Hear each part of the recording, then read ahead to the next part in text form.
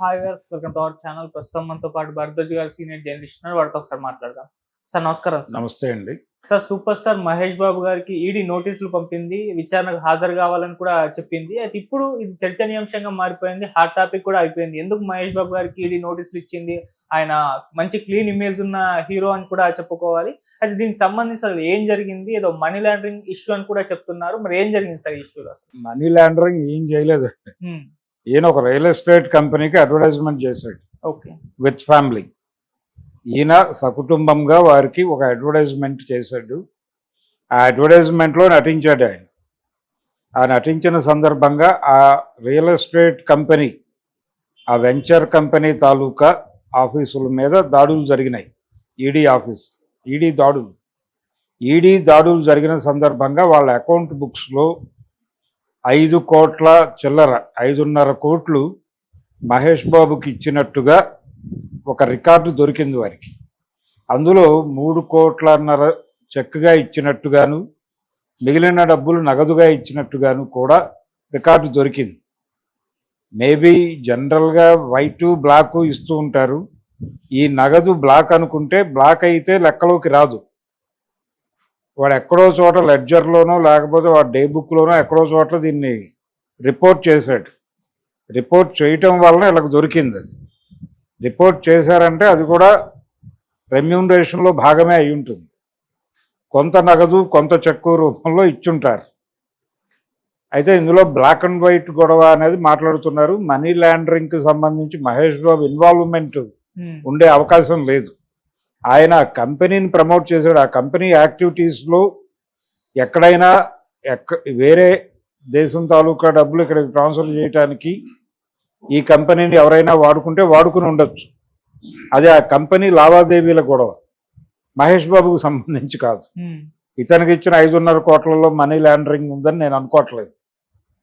ఇతను ఆ కంపెనీని ప్రమోట్ చేశాడు అంతవరకు. కాబట్టి ఇతన్ని పిలిచి వివరాలు అడుగుతారు.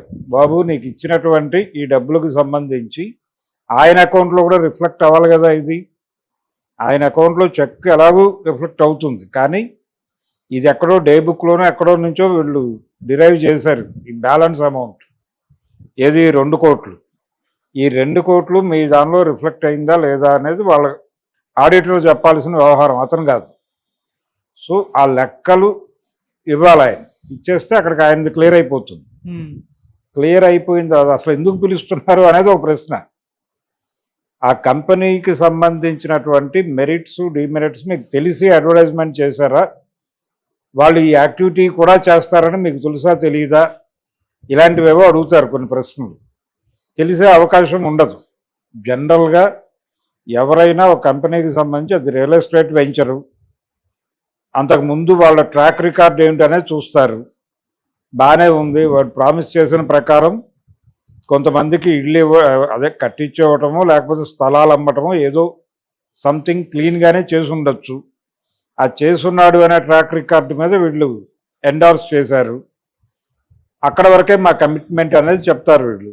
అలా కాదు, వాళ్ళకున్న ఇతర వ్యాపారాలు కూడా మీరు తెలియాలి అంటే అది వాళ్ళు చెప్పాలి కదా. వాళ్ళు చెప్తే తెలుస్తుంది మేము ఈ వ్యాపారాల్లో కూడా ఉన్నాం. రకరకాలుగా జరుగుతుంది ఇది. అంటే చాలా కంపెనీలు మనీ లాండరింగ్లో ఉంటాయి. అదొక యాక్టివిటీగా నడుస్తుంది. అంటే ఎక్కడో డబ్బులు ఎక్కడో డిపాజిట్ అవుతాయి, ఇంకెక్కడో అది నగదు రూపంలో బయటకు వెళ్ళిపోతూ ఉంటుంది. ఇది లెక్కలో రిఫ్లెక్ట్ కాదు, అది లెక్కల్లో రిఫ్లెక్ట్ కాదు. ఈ యాక్టివిటీ కోసమే ఉన్నటువంటి కంపెనీలు కొన్ని ఉన్నాయి. వీటినే మన వాళ్ళు బోర్డు కంపెనీలు అంటే జస్ట్ బోర్డు ఉంటుంది అంతే, అక్కడ యాక్టివిటీ ఏమి ఉండదు. ఆ కంపెనీ వెనకాల చాలా జరుగుతాయి. ఇలాంటివి చాలా కనిపిస్తాయి మనకి. కొన్ని అడ్వర్టైజ్మెంట్స్ కనిపిస్తూ ఉంటాయి టీవీ ఛానల్స్లోను. అక్కడ ఆ ప్రోడక్ట్ మీరు ఏ షాప్కి వెళ్ళినా దొరకదు, కానీ అడ్వర్టైజ్మెంట్ వస్తుంది. ఆ అడ్వర్టైజ్మెంట్ కూడా ఒక పర్టికులర్ టైంలో వస్తుంది. అంటే బయట ఏదైనా ఒక పెద్ద ఇష్యూ జరుగుతూ ఉండగా, ఒక పొలిటికల్ డిస్టర్బెన్స్ జరుగుతూ ఉండగా ఏదో ఘడి డిటర్జెంట్ లాంటి కొన్ని యాడ్లు వస్తాయి. మీరు ఏ షాప్కైనా వెళ్ళి అడగండి, అది దొరకదు, ఆ ప్రోడక్ట్ దొరకదు. ఇలాంటి కంపెనీలు కొన్ని ఉంటాయి. ఓకే. ఇలాంటి కంపెనీలు జనరల్గా ఈ యాక్టివిటీ కోసమే ఉంటాయి.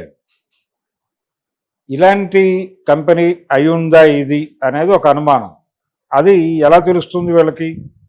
అది యాక్టివిటీలో ఉంది, రియల్ ఎస్టేట్ యాక్టివిటీలో ఉంది. రియల్ ఎస్టేట్ యాక్టివిటీలో ఉన్న కంపెనీకి ఆ ముందు వెంచర్లు చూసే ఎండార్స్ చేశాడు ఈయన. కాబట్టి ఇమ్మీడియట్గా ఆయనకు వచ్చే ప్రమాదం ఏం లేదు. వెళ్ళి వివరాలు చెప్తాడు, నాకు తెలియదు అంటాడు, తెలుసుకోవాలంటే సారీ అంటాడు. భవిష్యత్తులో మీరు ఎండార్స్ చేయదలుచుకున్నప్పుడు ఈ వివరాలు కూడా తెలుసుకోవాలి అంటే ఇప్పుడు వీళ్ళు ఏం అడగాలి? రకరకాల ఒత్తిళ్ళు వస్తున్నాయి ఇప్పుడు సెలబ్రిటీస్ మీద. వాళ్ళు చేసేటువంటి ప్రతి ఎండార్స్మెంట్ మీద ఏదో గొడవ జరుగుతోంది. ఈ గొడవలకు సంబంధించి అంటే ఇప్పుడు ఒక క్లాత్ షోరూమ్ ఓపెన్ అవుతుంది, ఓపెన్ అయితే లేదు ఒక చిట్ ఫండ్ కంపెనీ ఓపెన్ అవుతుంది, దాని ఇనాగరేషన్కి ఒక ఈవెంట్ చేస్తారు. ఆ ఈవెంట్కి సెలబ్రిటీస్ని పిలుస్తారు. ఆ వెళ్ళిన సెలబ్రిటీస్ వెళ్ళిపోయిన తర్వాత రెండో రోజో మూడో రోజో ఆ దుకాణం మూతపడుతుంది. రెస్పాన్సిబుల్ వీళ్ళు అవుతున్నారు. కాబట్టి ఒక పద్ధతి పెట్టుకోవాలి, ఒక పెర్ఫార్మా పెట్టుకుని మీరు ఈ వ్యాపారాలతో ఏవైనా సంబంధాలు ఉన్నాయా మీకు అని ఆబ్జెక్టివ్ టైప్లో ఒక క్వశ్చనీర్ ఇచ్చి వాళ్ళతో టిక్కులు పెట్టించి ఉన్నాము లేము ఎస్ఆర్ నో అని చెప్పేసి ఒక టిక్ ప్రోగ్రామ్ ఉంటుంది కదా, ఆబ్జెక్టివ్ టైప్ ఆన్సర్ షీట్లు మనం కాంపిటేటివ్ ఎగ్జామ్స్లో రాస్తాం. అవును. సో అలాంటి ఒక ప్రశ్నాపత్రాన్ని ఒకటి తయారు చేసి ఎవరైనా ఒక సెలబ్రిటీ దగ్గరికి వస్తే వాళ్ళు ఈ వివరాలన్నీ ఓకే చేయించుకున్న తర్వాత ఆ పేపర్ దగ్గర పెట్టుకుని ఎండార్స్ చేసి ఆ తర్వాత ఈడీనో మరొకళ్ళు పిలిచినప్పుడు ఆదాయ పన్ను వాళ్ళు పిలిచినప్పుడు లేదు పోలీస్ కేసులు కూడా అవుతున్నాయి ఈ మధ్యకాలంలో, అయినప్పుడు తీసుకెళ్ళి ఆ పేపర్ సబ్మిట్ చేస్తే మా బాధ్యత లేదు అని. మేము అడిగినప్పుడు క్లియర్గానే ఉన్నారు వాళ్ళు. ఈ ప్రకటన ఆధారంగా మేము ఎండార్స్ చేసామని చెప్పడానికి కనీసపు ఆధారం ఉంటుంది. ఆ దిశగా డ్రైవ్ అవుతోంది ప్రస్తుతం ప్రపంచం. ఇది వ్యాపారాలకు సంబంధించిన ప్రమోషన్ జరగాలంటే నోన్ ఫేస్ కావాలి. ఒక నోన్ ఫేస్ ద్వారా కంటెంట్ పబ్లిక్లోకి వెడితే దాని రెస్పాన్స్ బాగుంటుంది. అందుకని తాపత్రయపడతారు. ఆ ఏరియాలోనే మీరు కేసులు పెడితే రేపు ఏ సెలబ్రిటీ కూడా నేను దేన్ని ఎండార్స్ చేయను అంటే ఏంటి పరిస్థితి? ఇది ఈ రోజున కొత్తగా మొదలైన ట్రెడిషన్ ఏం కాదు.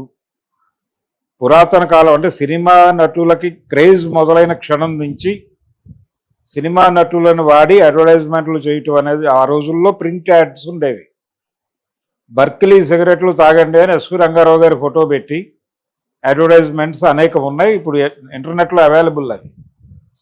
అలాగే లక్స్ సబ్బు వాడండి అని చెప్పి చాలామంది సినిమా తారలు అలనాటి కాంచనమాల గారి దగ్గర నుంచి మొదలు పెడితే శ్రీదేవి వరకు అందరూ ఎండార్స్ చేసిన వారే లక్స్ సబ్బుని. అలాగే ఇంకొక సబ్బుని వాడండి, లేకపోతే ఒక పౌడర్ వాడండి, బలన పాండ్స్ వాడండి అనో లేకపోతే మరొకటనో ఎన్టీ రామారావు గారు కూడా చేశాడు ఇలాంటివి. కాబట్టి ఇవన్నీ కామన్గా జరుగుతున్నాయి, కానీ ఈ మధ్య కేసులు అవుతున్నాయి.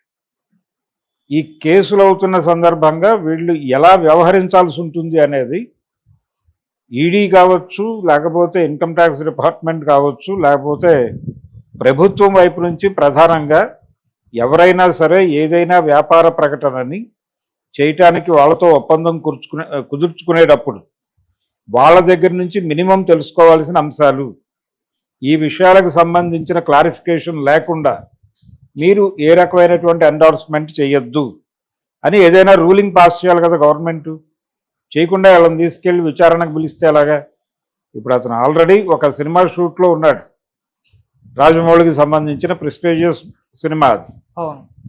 ఇతను సడన్గా 27 28 రమ్మన్నారు. ఆ షూటింగ్ నుంచి రాగలడా అనేది, రాకపోతే చట్టాన్ని ఉల్లంఘించినట్టుగా ఫీల్ అవుతారు. అందుకని అడ్వకేట్ వచ్చి చెప్తాడు, ఒకవేళ ఖాళీ ఉంటే తనే రావచ్చు. దీనికంటే కూడా ఈ అధికారులు వెళ్ళి వాళ్ళ షూటింగ్ ప్లేస్కి ఆయన్ని ఒక అరగంటో గంటో పక్కకి పిలిచి వివరాలు తెలుసుకుంటే అయిపోతుంది కదా. దీన్ని సమన్ చేశారు. ఇప్పుడు సమన్ చేయటం వలన ఇష్యూ అయింది. సమన్ చేశారు కాబట్టి ఇప్పుడు అనివార్యంగా ఆయన ఒక అడ్వకేట్ని అప్రోచ్ అవ్వాలి. ఈ అడ్వకేట్ కూడా కంపెనీయే ఏర్పాటు చేస్తుంది నాకు తెలిసి.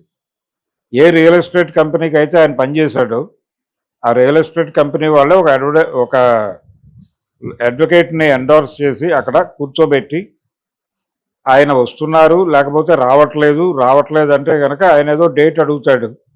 ఆయనకి కన్వీనియంట్ డేటు, ఆ డేట్ అడిగితే వీళ్ళ కన్వీనియన్స్ని బట్టి ఆ డేట్కి ఓకే చెప్తే ఆ రోజు వచ్చి విచారణలో హాజరవుతాడు. ఆయన హాజరై వీళ్ళు ఏ వివరాలు అయితే కోరారో ఆ వివరాలు చెప్పి వెళ్ళిపోతాడు. ఆ వివరాల మీద ఫర్దర్గా ఏం చేయాలనేది చర్యలు ఉంటాయి. అంతే తప్ప ఇప్పుడు ఇమ్మీడియట్గా ఆయన్ని కస్టడీలోకి తీసుకోవటం అలాంటి గొడవ లేదు. ఇది క్రైమ్ కాదు, యాక్చువల్గా క్రైమ్ కాదు. అంటే క్రైమ్ ఇన్వాల్వ్ అయి ఉన్నటువంటి ఒక కంపెనీకి సహకరించాడు అనేది మాత్రమే. ఆ క్రైమ్కి ఈయన సహకరించాడు అనే సాక్ష్యాలు వాళ్ళ దగ్గర ఉన్నాయని నేనైతే అనుకోవడం లేదు.